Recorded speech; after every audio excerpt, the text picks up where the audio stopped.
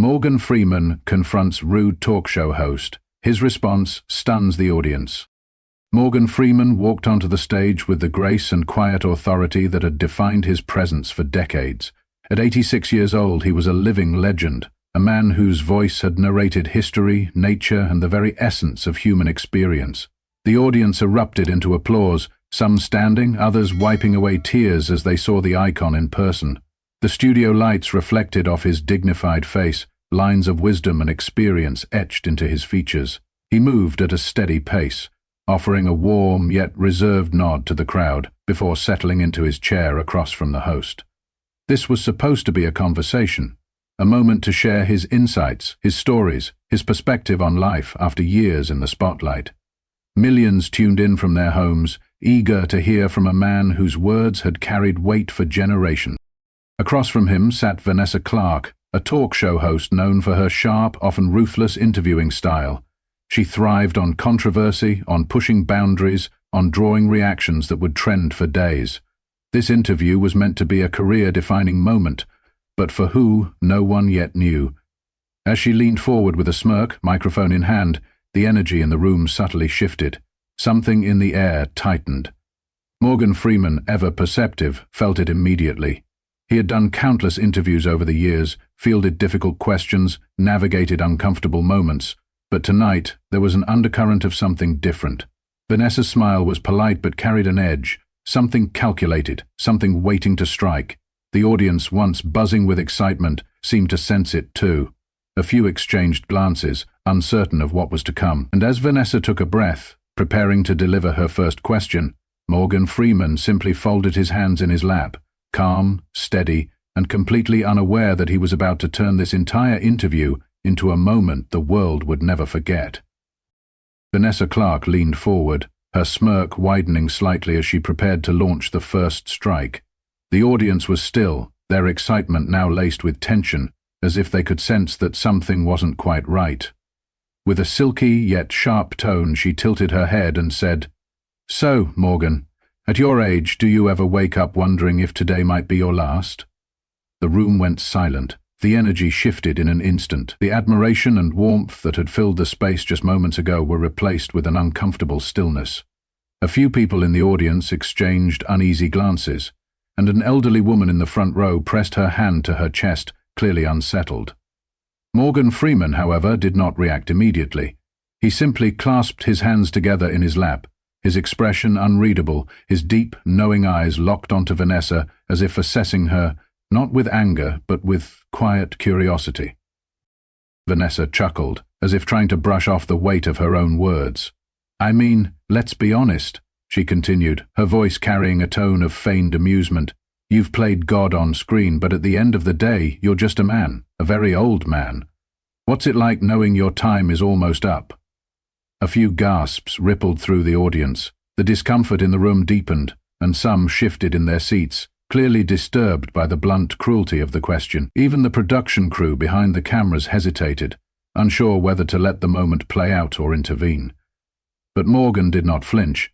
He did not frown, did not react with indignation or offense. Instead, he sighed softly, shaking his head just slightly, as if he had seen this before. As if this kind of arrogance, this kind of disregard for respect, was nothing new to him. He had spent decades in Hollywood, had seen the industry's cruelty, had watched how quickly it cast people aside when they were no longer young, no longer profitable, no longer viewed as essential. But this wasn't just about him. This was about every elderly person watching, every individual who had ever been treated as though they were no longer relevant, no longer valuable, simply because they had lived longer than most. He could have met her question with anger. He could have scolded her, humiliated her, put her in her place, but instead, he did something far more powerful. He waited. The silence stretched, thick and heavy, as Vanessa's smirk began to falter. She had expected defensiveness, frustration, maybe even a deflective joke, but she had not expected this. Morgan Freeman was about to answer, and when he did, the entire world would listen. Morgan Freeman sat still, his hands folded in his lap, his deep eyes locked onto Vanessa Clark with an expression so composed, so measured, that it sent a ripple of unease through the room. The silence was thick, stretching beyond the walls of the studio, reaching into the homes of the millions watching. Every camera was fixed on him, every microphone waiting to capture his response. Vanessa had expected him to be defensive, perhaps even flustered. She had played this game before, push a guest into discomfort, force a reaction, stir controversy, but Morgan Freeman was no ordinary guest, and he certainly was not a man easily shaken. After what felt like an eternity, he finally leaned forward, his voice as steady as a mountain. "Miss Clark," he said, his tone quiet, yet carrying an undeniable weight, "have you ever sat with someone as they took their last breath?" The question cut through the air like a blade. The audience tensed. Vanessa blinked, momentarily caught off guard. I, she stammered, but Morgan didn't let her finish. "I have," he continued, his voice laced with the wisdom of a lifetime. "Many times." His words landed with a force that could not be ignored. The room remained frozen as he went on. "I have held the hands of dear friends as they whispered their final words. I have watched great men and women take their last breath, and do you know what they regret most?" Vanessa swallowed hard, her earlier smirk long gone. Morgan's voice was gentle, yet unshakable. "They never wish for more money. They never wish for more fame. They wish they had loved more, forgiven more, appreciated life more." The audience was no longer just watching, they were feeling every syllable. A woman in the front row wiped away tears. A man, perhaps in his 70s, clenched his fists as if remembering someone he had lost. The camera panned to Vanessa, her confident posture now slightly hunched, her cue cards gripped tightly, as though they were the only thing keeping her grounded. Morgan studied her, his eyes full of something she did not expect: kindness. "You ask me what it feels like to be old," he said. "It feels like a privilege denied to many." The words sent a shock wave through the audience. The silence broke, replaced by an eruption of applause, loud, emotional, raw. Some stood, clapping through their tears. Others sat motionless, overwhelmed by the gravity of what had just happened. But Morgan was not finished. He sat back slightly, exhaling as if releasing decades of unspoken truths. He had not scolded her, he had not belittled her, yet he had turned the conversation entirely in his favor with nothing but wisdom and grace. Vanessa, for the first time in her career, was speechless. The cameras captured her frozen expression, her carefully crafted confidence crumbling under the weight of Morgan Freeman's simple yet undeniable truth. And this was only the beginning. The applause had not yet faded when Vanessa Clark, still reeling from Morgan Freeman's response, tried to regain control of the conversation. Her grip on the cue cards tightened, her professional veneer cracking ever so slightly, but she wasn't ready to surrender just yet. Clearing her throat, she forced a smirk and leaned forward again. "Well, Morgan," she said, her voice attempting to carry the same confidence as before, "you're quite the storyteller. But let's be real. People your age, they start to become irrelevant in Hollywood, don't they?"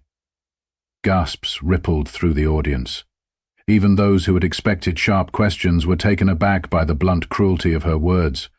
The energy in the room shifted again, but this time it wasn't just tension, it was disbelief.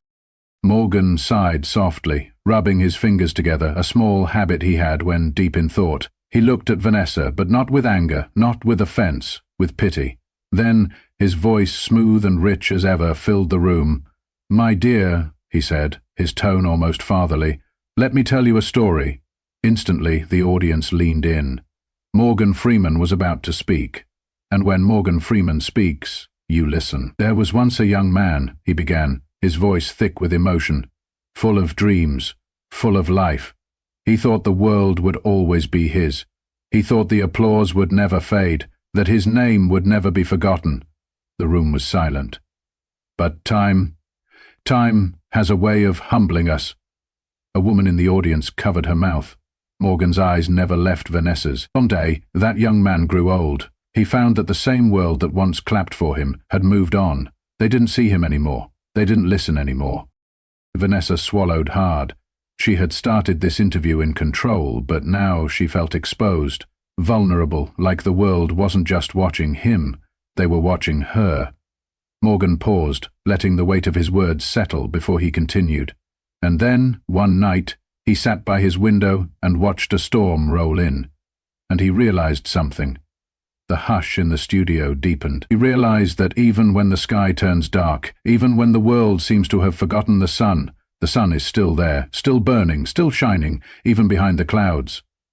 A sniffle was heard, then another. Morgan turned back to Vanessa, his gaze kind but unwavering. Irrelevance, he said softly, is a word the world tries to place on those who have lived long enough to carry wisdom. But wisdom, Vanessa, wisdom never fades. She parted her lips as if to respond, but no words came, because for the first time in her career she had nothing left to say. Vanessa Clark, visibly unsettled but determined to regain control, shifted in her seat. She had underestimated Morgan Freeman, thinking she could corner him with sharp questions and force reactions that would make for sensational headlines. But so far he had turned every pointed remark into a lesson, every attempt to diminish him into a moment of profound wisdom. Still, she wasn't ready to back down. If she couldn't shake him by questioning his relevance, she would strike at something deeper, his past. She glanced at her cue cards before fixing her gaze back on him. "Let's talk about something else, shall we?" she said, her voice laced with forced confidence. "Your childhood. Your mother was a cleaner, your father left when you were a boy. Tell me, Morgan, do you ever resent the fact that you had to climb so much harder than others?" A hush fell over the audience. It was a cruel question, a calculated jab meant to expose vulnerability. Morgan's past was no secret. He had grown up in hardship, in a time when opportunities for black men were scarce and the road to success was paved with struggle. Vanessa expected hesitation, maybe even an admission of bitterness. But Morgan simply smiled, a slow, knowing smile that carried decades of understanding. Then, in his signature voice, steady as ever, he said, "My father left, yes, and my mother worked as a cleaner, but do I resent it?" He let the question hang for a moment, allowing the tension in the room to build before delivering his answer. "No, Vanessa. I thank them." The audience leaned in. This was not the response they had expected. Vanessa's confident posture faltered just slightly, her fingers tightening around her cue cards. Morgan continued, his voice deep with emotion. "My father taught me something valuable. He taught me what kind of man I did not want to become. And my mother," he paused, his eyes shining with quiet reverence, "she taught me how to survive." A woman in the front row let out an audible sob. Vanessa blinked, trying to mask her discomfort. This was not going according to plan. Morgan leaned forward slightly, his presence commanding yet calm. "You see, Vanessa, pain is a teacher, and it taught me well." The room remained frozen, every soul hanging onto his words.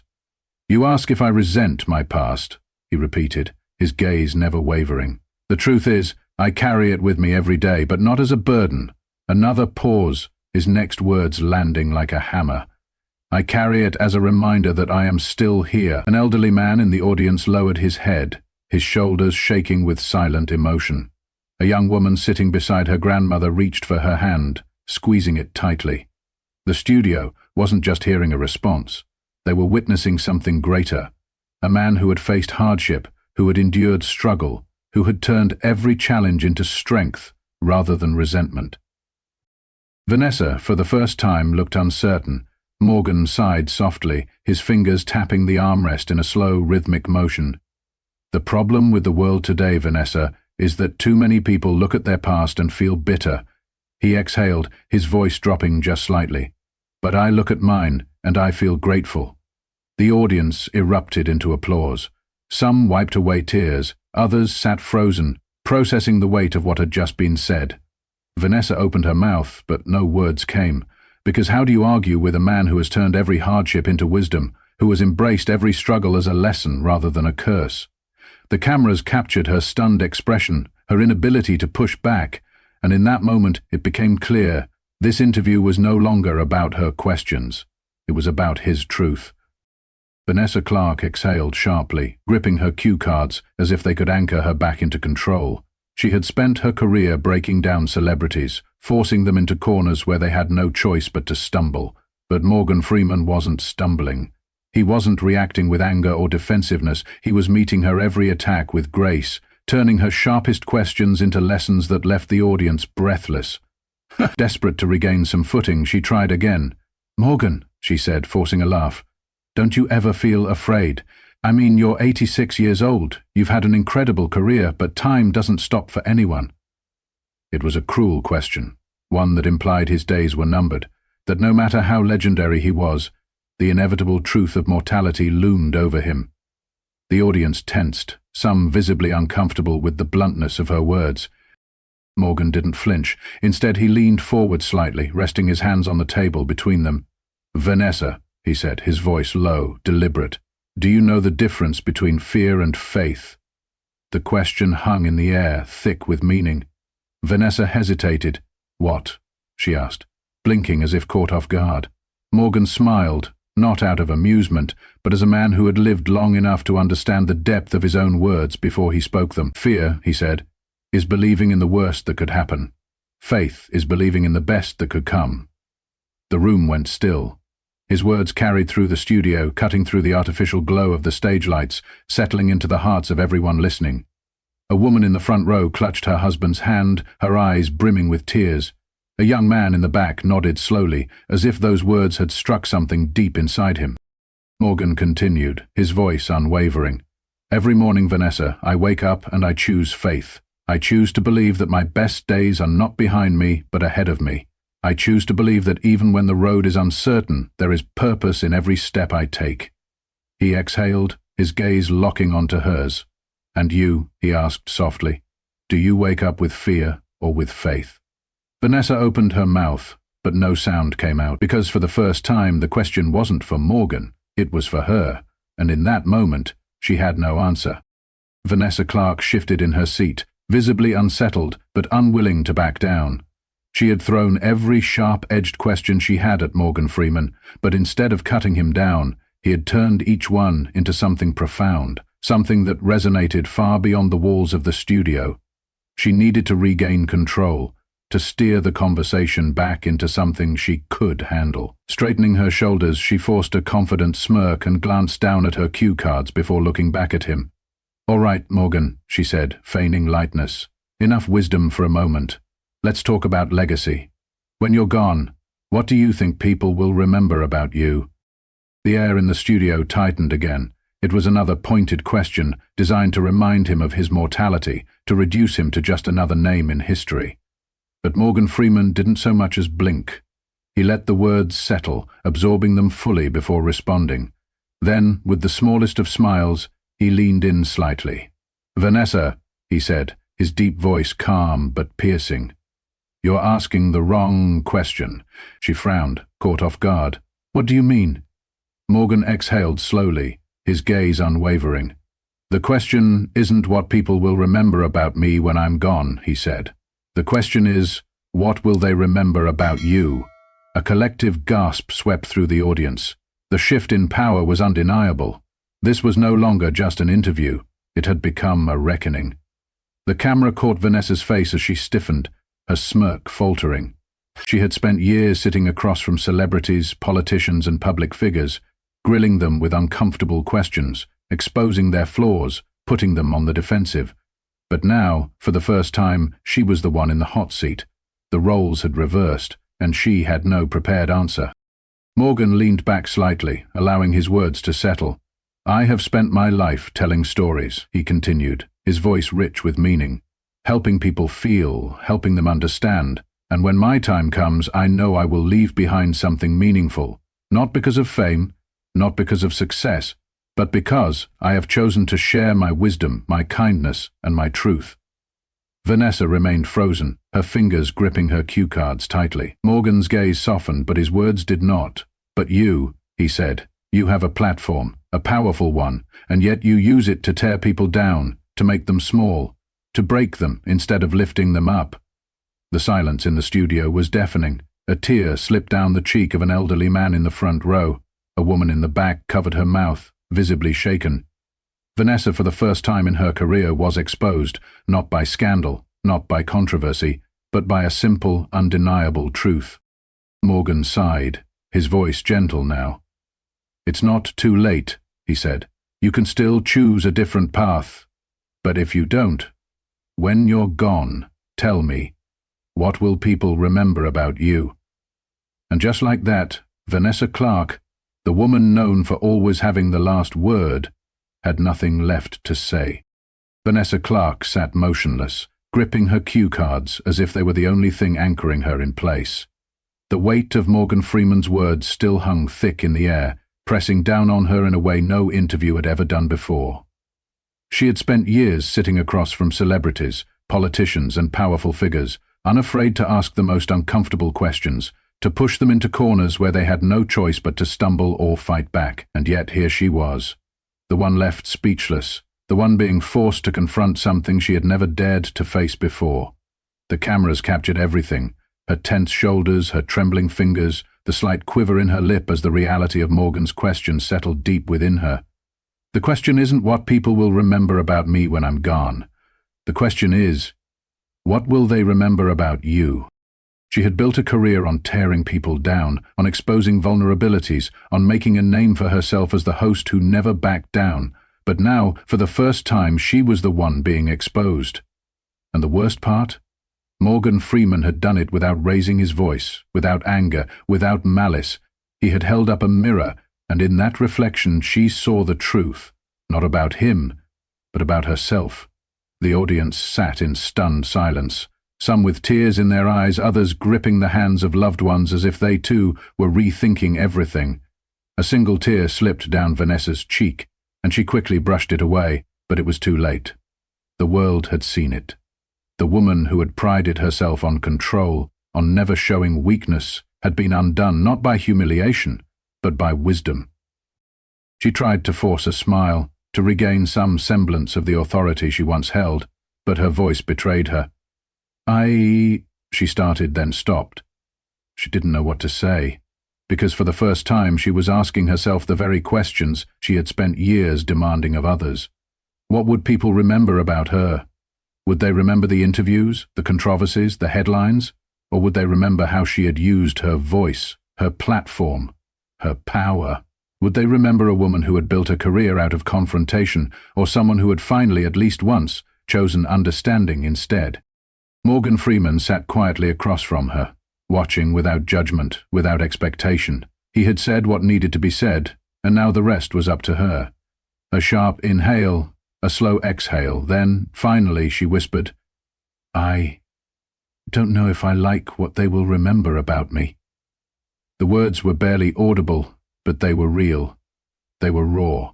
And in that moment the entire world watched as Vanessa Clark, the woman known for never backing down, began to change, not because she had been forced to, but because for the first time she had finally started to listen.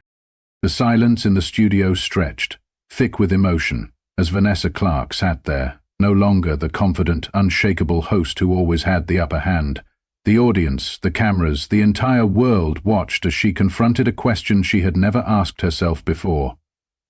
What will people remember about me? Her carefully crafted image, built over years of ruthless interviewing, was crumbling, not because of scandal or controversy, but because a man who had seen life in all its forms had spoken a truth she could not ignore.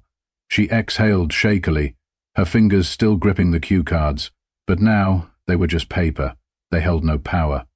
She looked at Morgan Freeman, her expression raw, stripped of arrogance, stripped of performance. "Morgan," she whispered, her voice barely steady, "if you could tell the world just one thing before you leave this earth, what would it be?" The audience leaned in. The moment had shifted from confrontation to revelation. Morgan Freeman sat back, his fingers lightly tapping the armrest, his eyes full of something deeper than wisdom, something closer to understanding. He took his time, not rushing the moment, not filling the silence with empty words. Then, finally, he spoke. "Life is not measured by the years we live, but by the love we give."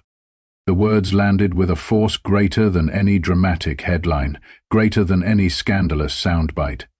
The air in the room changed. It was no longer a talk show, it was something more, something real. A sob broke from the front row. A woman clasped her hands over her mouth, tears streaming down her face. A man in the back bowed his head, as if in silent prayer.